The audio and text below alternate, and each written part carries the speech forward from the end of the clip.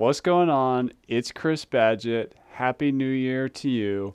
I'm coming at you with my WordPress LMS macro view. Think of that as the 2021 state of our industry. If you know me well, you know that I am a big picture thinker. I come from a background in cultural anthropology and sustainable development. I'm very much a world view macro thinker.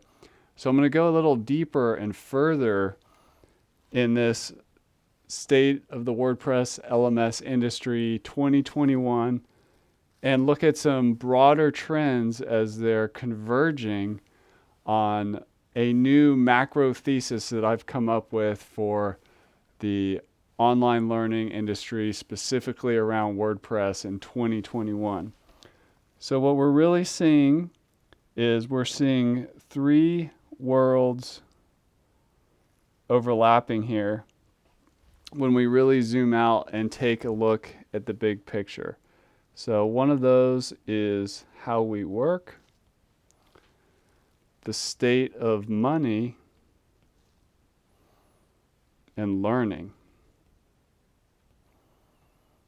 And my thesis with you today has to do with how these areas are overlapping in 2021, specifically after 2020, and what that means for the future of learning, money, and work, and how those kind of blend together. So we'll get to learning last and kind of back into it, even though that's normally our main focus, and kind of draw in from these other macro trends and their impact on learning and the people around these types of projects. So this is coming to you after the pandemic year of 2020 and all the challenges that brought. In the working world, there was a huge shift to remote. And, perhaps you'd been already a remote worker like I have for over a decade. But what we saw this whole thing go mainstream. And, when all the world goes back to the office or whatever, I think we all have a sense that the office, like the at-work office, is not dead, but it's kind of changed forever, and it's not just going to snap back exactly the way it was. So there's a lot of, lasting change and disruption around remote work. The next thing we see is the gig economy. So we've seen online really over the past decade, but just accelerating at an increasing rate, what I call the agency explosion, the freelance nation, the work from home comfort level, the huge, popularization of side hustling and entrepreneurship and becoming a consultant, be your own boss, doing gigs, either just on the side in person or like Uber, or coming up with some skill or service that you can sell online as a free agent. So this is the rise of the gig economy. And the next thing we've seen with the working world is the explosion of the academy. And what I mean by that is I see this from the learning management system software provider space. We've got more and more companies coming into LifterLMS, and I'm sure it's happening across other training tools as well, where they're wanting to train their employees, their new hires, remotely through e-learning content. They want to capture that intellectual property, that asset, that training content into a learning management system. Smart companies are moving and creating academies to educate their customers around their products and services to further streamline onboarding and customer success while also reducing costs So we've seen this kind of online learning explosion, not just happen in traditional education or adult learning, but also inside of companies. So these are some big macro trends that I'm seeing across the working world. And this, you layer onto that, we start looking at the world of money and how that's evolving and what that looks like going forward. So the first thing that we really saw accelerate in 2020 is the bifurcation. Some people call that the K-shaped recovery, if you want to call it that, where post-pandemic, post-March, when the economy really took a dive and things really started heating up, at least in the United States, around the coronavirus, where there was recovery, but we saw a disconnect between Wall Street and Main Street, where the very wealthy were recovering better and snapping back and pivoting. The knowledge workers, transitioning to remote work and starting to recover, whereas a lot of other parts of the population lost their jobs, were not able to find new work, and so on. So there's been this bifurcation in money that's happened in 2020. The next thing we've seen around money is change around what I'm going to call the path. And what this is the path to money. If we look at the human story, inside of it, there are lots of things that create change. Like there's a great book by Jared Diamond called Guns, Germs, and Steel that looks at how those things really influence history. What also influences history, especially in this modern era, is story and attention. And one of those stories is the American dream. The go to school, get good grades, so you can get into a college, so you can get a good job, so that you can climb the corporate ladder and then retire well and enjoy your retirement off a pension through this path to money. As long as you played by the rules of the story, we're seeing that start to change, and other narratives coming into view, and uncertainty around education with the loss of some of the class time and an increase in Zoom classes even at the collegiate level because of the pandemic. So the path to money, and then parents are looking at that. If parents have lost their work and they're trying to send a kid to school, we've got the student loan debt bubble and all kinds of things.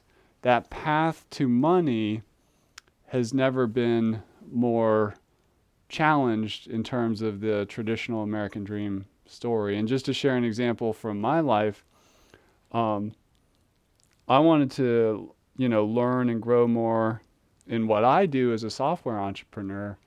So I didn't go to school for that, though. I just went and I went to a program called SaaS Academy, where I could work with an entrepreneur who was building a community, which we'll talk about in a little bit, and content really around the software industry and all the things that he learned through, many businesses and 3 successful ones. But more importantly, he was building a catalog of content that was relevant, timely, work remotely. I started that before the pandemic.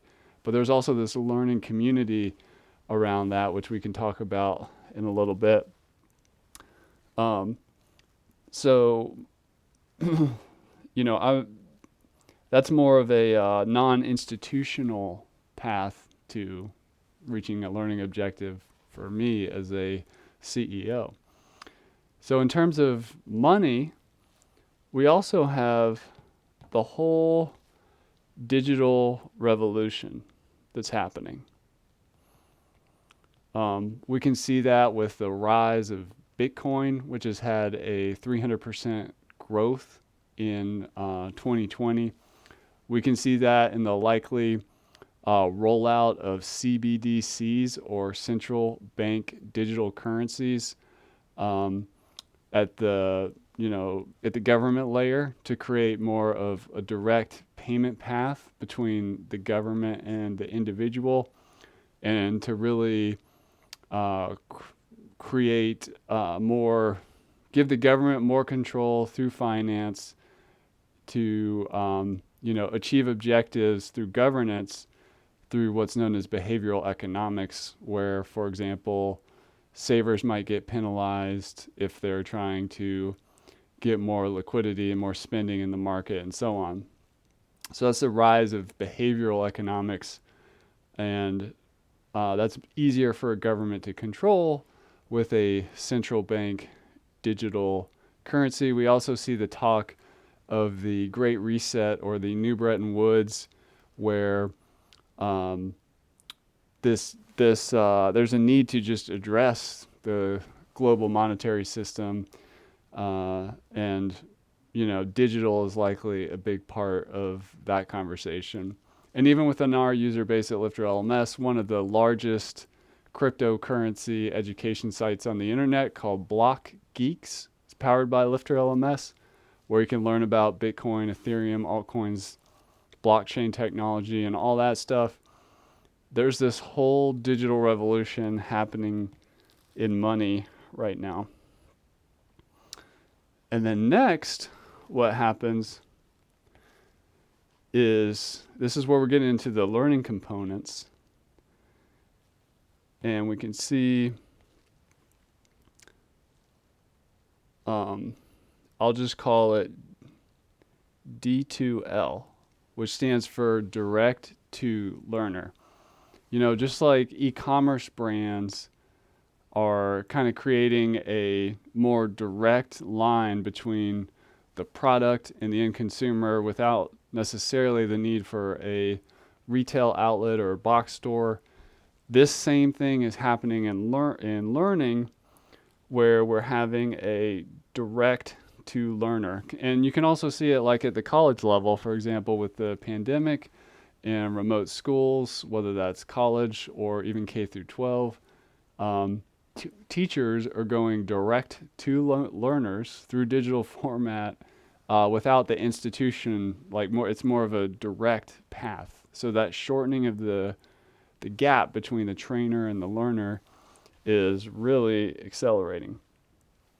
The next thing we're seeing is a move to freemium. So freemium, if you don't know the word, just means there's like a free product, and then there's a paid path. So for example, with our WordPress LMS software, the core technology, which is called a WordPress LMS plugin, LifterLMS, the core plugin, is completely free. We give that away for free. That's our contribution to the WordPress ecosystem. But we monetize through having paid add-ons that do things like payments or more advanced features.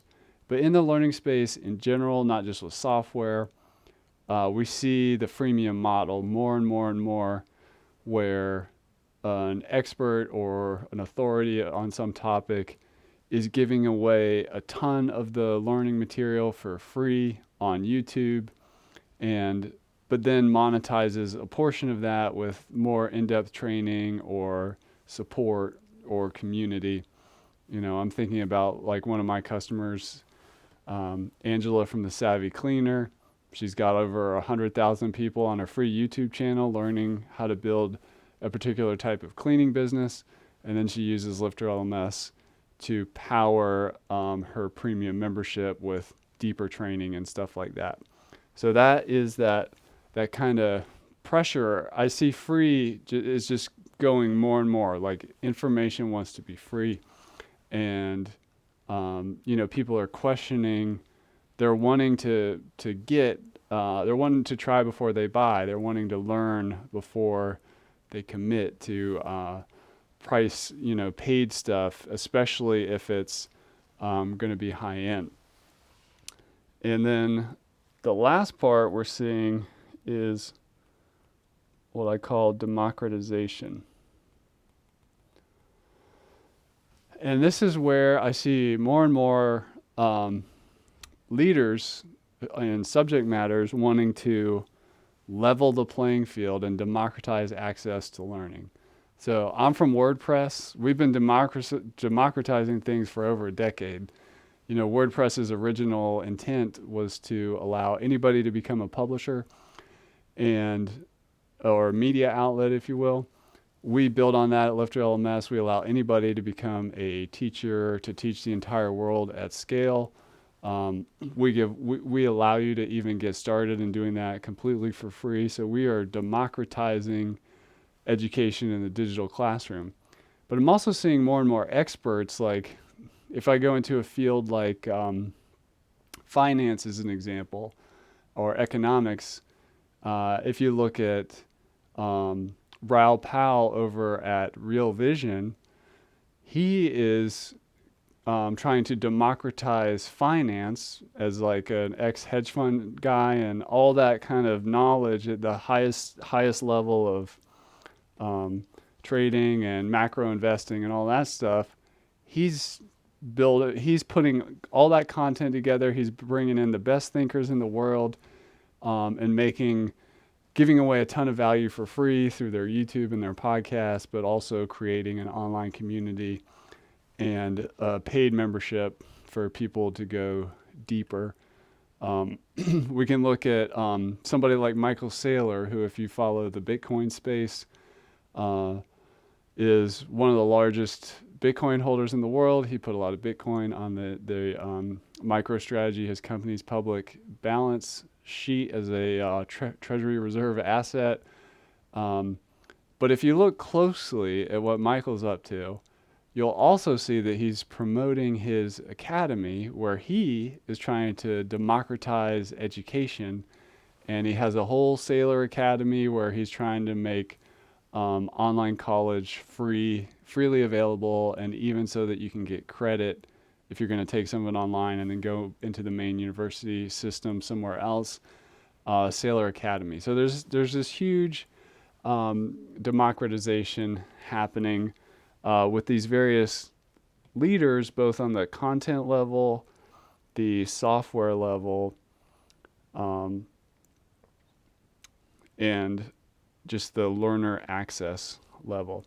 So we see the WordPress LMS. How does it sit in here for how people want to work, and how does it fit into money and the challenges of the economy right now, and what's going on at the learning level? And to really come into the big idea that I have for you today, we got to look at some of these overlap areas. So between what we're seeing between work and money right now is an emerging quality that I'm just going to call sovereign. So it's freedom to work how you want to work. You want to work remotely. You want to make your money how you want to make your money. Maybe you want to make money. You want to be sovereign and be able to make your money from home, or doing what you love and things like that. This is like a sovereign relationship that's happening with how society is moving to work, either just physically because of the pandemic, but also from an interest standpoint, and also just in terms of people's desire to make money, but do it their way, and do it, in a way that, and some might say, pandemically risk managed, where they have the freedom to still work no matter if the world things change, or they need to stay home, or change states, or change country, and that sort of thing. So there's a sovereign theme emerging between work and money. The other thing between work and money that's happening is just what I'll call affordability.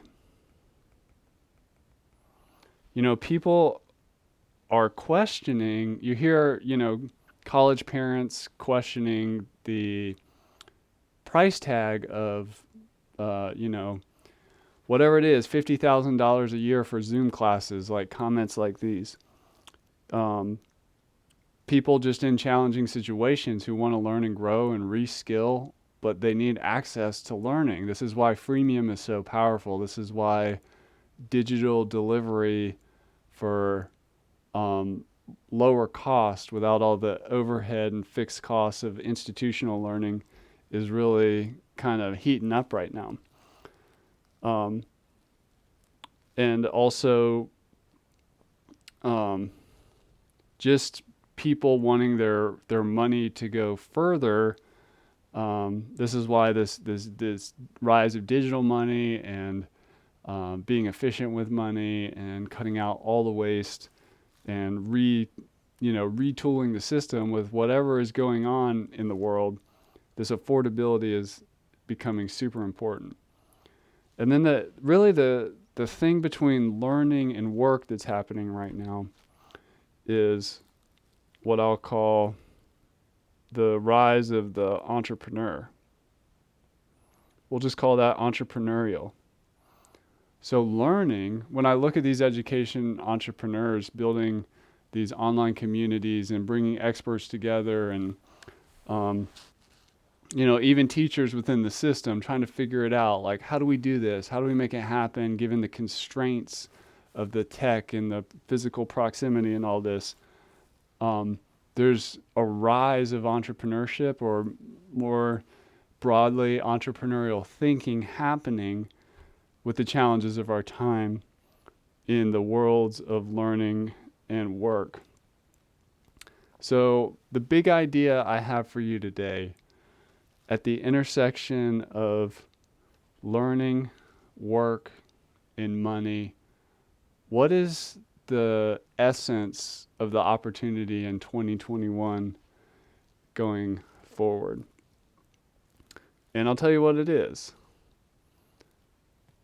It's called